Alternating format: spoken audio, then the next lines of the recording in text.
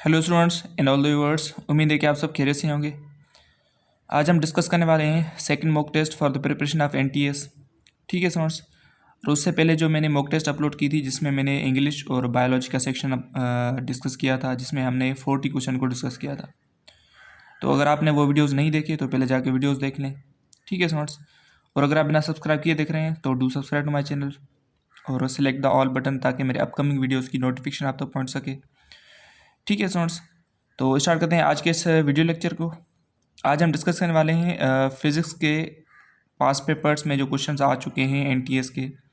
ठीक है स्टूडेंट्स, और ये भी मुझे किसी स्टूडेंट ने सेंड किए थे व्हाट्सएप पे, तो मैंने सोचा क्यों ना इसके ऊपर वीडियो बना दिया था ताकि सारे स्टूडेंट्स को बेनिफिट मिल सके।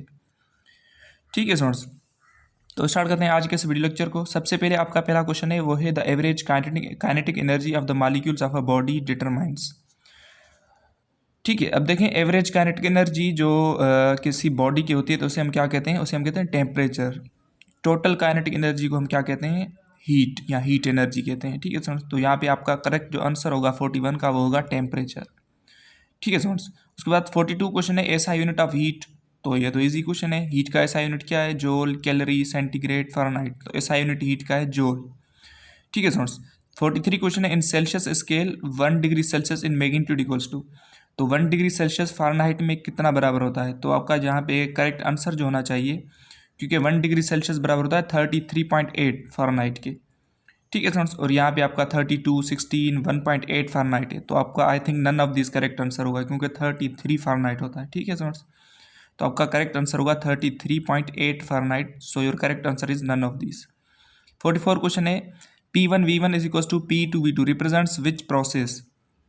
सबसे पहले देखें ये जो फॉर्मूला होता है ये होता है फॉर बॉयल्स लॉ, और बॉयल्स लॉ क्या कहता है, अगर टेम्परेचर कांस्टेंट है तो प्रेशर वॉल्यूम के इन्वर्सली प्रोपोर्शनल होगा। ठीक है, और ये फार्मूला होता है बॉयल्स लॉ का। ठीक है स्टूडेंट्स, और बॉयल्स लॉ एप्लीकेबल होता है फॉर द आइसोथर्मल प्रोसेस। अगर प्रोसेस आइसोथर्मल होगा तो बॉयल्स लॉ एप्लीकेबल होगा। तो मतलब यहाँ पे ये किसकी किसको रिप्रेजेंट कर रहा है, तो करेक्ट आंसर है आइसोथर्मल प्रोसेस को। ठीक है स्टूडेंट्स, उसके बाद 45 क्वेश्चन है the necessary condition for the Boyle's law. Question आ गया कि नेसेसरी कंडीशन क्या होती है बॉयल्स लॉ की, कि वो प्रेशर मस्ट भी क्या होना चाहिए, सॉरी वो प्रोसेस जो है मस्ट भी आइसोथर्मल, मीन्स जिसमें टेम्परेचर कांस्टेंट हो, तब भी आपके पास बॉयल्स लॉ एप्लीकेबल होगा। तो करेक्ट आंसर है आइसोथर्मल। 46 क्वेश्चन है at absolute temperature there would be no volume left. ठीक है, द एब्सोल्यूट टेम्परेचर इज, तो बताओ ऐसा एब्सोल्यूट टेम्परेचर कितना है। ठीक है स्टूडेंट्स, एब्सोल्यूट टेम्परेचर अगर हम सेल्सियस की बात करें तो बराबर होता है -273.15 सेल्सियस, मतलब आपका करेक्ट आंसर बी है। लेकिन अगर हम केल्विन की बात करें तो एब्सोल्यूट टेम्परेचर इन केल्विन वो होता है 0 केल्विन। ठीक है स्टूडेंट्स, अगर हम फ़ारेनहाइट की बात करें तो वो बराबर होता है -460 फ़ारेनहाइट। ठीक है, तो अब तीनों स्केल्स में आप याद कर दीजिएगा, किसी भी स्केल में आ जाए तो आपको कन्फ्यूजन नहीं होगी। ठीक है स्टूडेंट्स, उसके बाद 47 क्वेश्चन है the quantity of heat required to raise the temperature of 1 mole of substance through 1 kelvin. किसी एक मोल यानी सब्सटेंस का अगर हम 1 केल्विन टेम्परेचर बढ़ाना चाहें तो उसे हम क्या कहते हैं, उसे हम कहते हैं मोलर स्पेसिफिक हीट कैपेसिटी। ठीक है स्टूडेंट्स, तो आपका करेक्ट आंसर है ऑप्शन नंबर डी। इसका अगर यूनिट देखें तो वो होता है जूल पर मोल केल्विन। ठीक है स्टूडेंट्स, 48 क्वेश्चन है it is impossible to cause heat to flow from cold body to hot without expenditure of energy is stated by. ठीक है स्टूडेंट, तो ये किसकी स्टेटमेंट है, तो करेक्ट आंसर है सेल्सियस स्टेटमेंट है। ठीक है स्टूडेंट्स, जिसमें आपके पास अगर एक्सपेंडिचर ऑफ हीट नहीं होगा तो कभी भी कोल्ड बॉडी से हॉट बॉडी में यानी एनर्जी ट्रांसफ़र नहीं होगी, क्योंकि क्या होता है हॉट बॉडी से कोल्ड बॉडी में एनर्जी ट्रांसफ़र हो जाती है, लेकिन कोल्ड से हॉट तभी ट्रांसफ़र होगी। सेल्सियस ने क्या कहा था कि ट्रांसफ़र होगी, लेकिन अगर हम एक्सपेंडिचर ऑफ एनर्जी यानी एनर्जी को कंज्यूम करेंगे तो। ठीक है, तो ये किसकी स्टेटमेंट है, सेल्सियस की। 49 क्वेश्चन है the efficiency of Carnot engine working between 150 Celsius to 50 Celsius. ठीक है, तो कार्नोट इंजन का अगर हम एफिशिएंसी का फार्मूला देखें इन टर्म्स ऑफ टेम्परेचर तो बराबर होता है 1 minus temperature of cold body divide by temperature of hot body. ठीक है, अगर लाजमी है कि आपका टेम्परेचर केल्विन में होना चाहिए, तो मतलब इस सेल्सियस को आप केल्विन में कन्वर्ट करेंगे पहले, फिर उस फार्मूले में पुट करेंगे। फार्मूला क्या है, efficiency is equals to 1 minus temperature of cold body divide by temperature of hot body. तो इसको केल्विन में कन्वर्ट करके आप उस फार्मूला में पुट करके एलसीएम करेंगे तो आपका करेक्ट आंसर होगा 23.6 %। तो करेक्ट आंसर है ऑप्शन नंबर सी। आप इसे फिर भी चेक करेंगे फॉर्मूले में यूज़ करके। 50 क्वेश्चन है, Charles Augustan D coulomb in 1784 first investigated quantitative law force between localized charge carried out by digital balance, weight balance, torsion balance या इलेक्ट्रोस्टैटिक फोर्स। तो इलेक्ट्रोस्टैटिक फोर्स को डिस्कस किया था किसने? चार्ल्स डी कूलम ने। ठीक है स्टूडेंट्स। अब 51 क्वेश्चन है, F is equal to 1/4 pi epsilon not Q1 Q2 और R square represents electric force, permitted या free space, Coulomb's law, none of this. ठीक है स्टूडेंट्स, अब देखें तो ये आपके पास किसका फॉर्मूला होता है? For the permittivity of free space नहीं है, इलेक्ट्रिक फोर्स कूलम्स लॉ। ठीक है स्टूडेंट्स, अब एप्सिलॉन नॉट को हम क्या कहते हैं? Permittivity of free space. तो अगर ये फार्मूला किसका होगा? ये फार्मूला होगा फॉर द कूलम्स लॉ। ठीक है स्टूडेंट्स, तो ये कूलम्स लॉ का ही फार्मूला है क्योंकि Q1 Q2 और R स्क्वायर ये कूलम्स लॉ को रिप्रेजेंट करता है। ठीक है स्टूडेंट्स, तो 1/4 पाई एप्सिलॉन नॉट ये जस्ट K की वैल्यू होती है। ठीक है स्टूडेंट्स, तो ये K की वैल्यू है, तो ये पूरा जो फार्मूला है ये किसका होगा? For the Coulomb's law. ठीक है स्टूडेंट्स, तो आपका करेक्ट आंसर है option number C, Coulomb's law. उसके बाद 52 क्वेश्चन है, the distance between two charge bodies double and the charge is also double then the force of attraction will be. अब देखें, अगर दो चार्ज का मैग्नीट्यूड भी डबल कर दिया जाए, उसके बीच डिस्टेंस भी डबल कर दिया जाए, तो जब आप फार्मूला पुट करेंगे कूलम्स लॉ के फार्मूला में F is equal to K Q1 Q2 और R स्क्वायर, तो आप जब यूज़ करेंगे उसमें तो 4 में कैंसिल हो जाएगा, आपको एग्जैक्ट सेम फार्मूला मिलेगा। तो मतलब यहाँ पे करेक्ट आंसर होगा विल बी अनचेंज, मतलब फोर्स अनचेंज होगा, उसमें कोई भी चेंज नहीं आएगी। 53 क्वेश्चन है, electric field is dash quantity scalar vector both. तो इलेक्ट्रिक फील्ड जो है ये आपके पास वेक्टर क्वांटिटी होती है। ठीक है स्टूडेंट्स, जिसका फार्मूला होता है फोर्स पर यूनिट चार्ज। अगर इसके हम यूनिट की बात करें तो न्यूटन पर कूलम इलेक्ट्रिक फील्ड का यूनिट होता है, it's a vector quantity. 54 question है, total number of lines crossing a surface normally. ठीक है, मतलब परपेंडिकुलर पास करे तो उसे हम क्या कहते हैं? Imaginary lines, electric flux, magnetic flux. ठीक है समझ, तो इसका करेक्ट आंसर है उसे हम कहते हैं मैग्नेटिक फ्लक्स, और ये मैग्नेटिक फ्लक्स की डेफिनेशन है, तो करेक्ट ऑप्शन बी है। 55 क्वेश्चन है, electric flux is maximum 8। Electric flux maximum कब होगा एंड मिनिमम कब होगा? ठीक है, अगर हम इलेक्ट्रिक फ्लक्स के फार्मूले की बात करें तो वो बराबर होता है electric field into area multiply by cosine of theta. Cosine of theta मतलब किस पे डिपेंड करता है? एक तो इलेक्ट्रिक फील्ड पे, उसके बाद एरिया पे, उसके बाद एंगल पे। अब एंगल है यहाँ पे मिली हुई है तो आपको एंगल में देखना है। अब देखें कोसाइन थीटा मतलब मैक्सिमम 1, कोसाइन की 1 वैल्यू किस एंगल पर आती है? तो करेक्ट आंसर है 0 डिग्री पे। ठीक है, और कोसाइन की 0 वैल्यू कितनी एंगल पर आती है? 90 डिग्री पे। मतलब इलेक्ट्रिक फ्लक्स जो है वो मैक्सिमम होगा एट 0 डिग्री सेल्सियस, मिनिमम होगा एट 90 डिग्री सेल्सियस। ठीक है सर, तो आपका करेक्ट आंसर है मैक्सिमम कह रहा है तो 0 डिग्री सेल्सियस करेक्ट आंसर है। 56 क्वेश्चन है, volt is the unit of, volt किसका यूनिट है? Electric flux, electric field, electric energy या पोटेंशियल डिफरेंस। ठीक है, तो करेक्ट आंसर है पोटेंशियल डिफरेंस का यूनिट वोल्ट होता है। 57 क्वेश्चन है, वो है यूनिट ऑफ कैपेसिटेंस। कैपेसिटेंस का यूनिट क्या है? Coulomb, Henry, फेरेड, Tesla. तो करेक्ट आंसर है फेरेड कैपेसिटेंस का यूनिट होता है, और फेरेड बराबर होता है 1 कूलम पर यूनिट 1 वोल्ट। ठीक है सर, यानी कूलम पर वोल्ट बराबर होता है फेरेड के, और farad is the unit of capacitance. 58 question है, the reciprocal of total capacitance in a series capacitor the in circuit is equals to the sum of reciprocal of individual. यानी ये 3 option हैं, product of reciprocal individual components capacitance, average of reciprocal of individual capacitance, या none of this. तो correct answer है क्योंकि अगर series में capacitors connected हैं, ठीक है सर, तो बराबर होगा sum of reciprocal of individual capacitance, या कभी कभी बुक्स में लिखा होता है sum of reciprocal of each capacitor. ठीक है सर, तो यहाँ पे करेक्ट आंसर है ऑप्शन नंबर ए। 59 क्वेश्चन है, the velocity due to electric field is called drift velocity. ठीक है students, which is equals to, तो ड्रिफ्ट वेलोसिटी की वैल्यू बताओ। ठीक है स्टूडेंट्स, तो मैं आपको जब डेफिनेशन अगर मैं आपको ड्रिफ्ट वेलोसिटी की बताऊं तो वो होती है average velocity of all free electrons in a conductor. ठीक है, तो फ्री इलेक्ट्रॉन्स की एवरेज वेलोसिटी जो होती है कंडक्टर में ड्यू टू इलेक्ट्रिक फील्ड की वजह से वो बराबर होती है 10⁻⁻1 मीटर पर सेकेंड। तो 10⁻⁻1 को जब आप कन्वर्ट करेंगे तो आपको आंसर मिलेगा 0.1 मीटर पर सेकेंड। तो आपका करेक्ट आंसर है ऑप्शन नंबर सी, 0.1 मीटर पर सेकेंड ड्रिफ्ट वेलोसिटी की वैल्यू होगी due to electric field. 60 question है, Ohm's law valid for dash resistance at a given temperature and steady current. ठीक है स्टूडेंट्स, अब देखें ओम्स लॉ ओनली वैलिड होता है फॉर द इलेक्ट्रिक रेजिस्टेंस के लिए। ठीक है, जिसमें आप करंट को स्टेडी यानी लीनियर करंट को लेते हैं, यानी करंट एक ही डायरेक्शन में मूव करे, तो आपका करेक्ट आंसर होगा इलेक्ट्रिक रेजिस्टेंस के लिए। 61 क्वेश्चन है, the electrical resistance of most metals dash with dash in temperature.